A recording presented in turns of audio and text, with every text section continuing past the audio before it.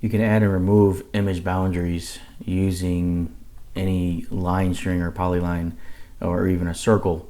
So if I want to kind of clip this image because I didn't clip the boundary, but I want it to, or the border, I can clip it and only show portions of it. So if you create a polyline with the shape that you want, or even a circle, if you go to the boundaries command on the CAD tab, you'll pick the image, that's the image that's inserted, and then you'll pick the clipping boundary. So if I clip based on this polyline and select this polyline and click add, you'll see that it clips that boundary.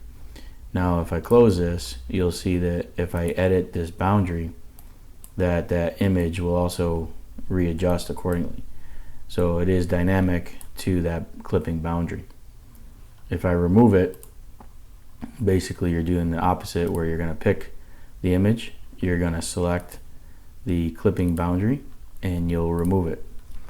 You'll see that you can also add a circle or other shape. So if I come in and pick this circle here and click add, you'll see that it shortens that, or clips that image to that circle boundary.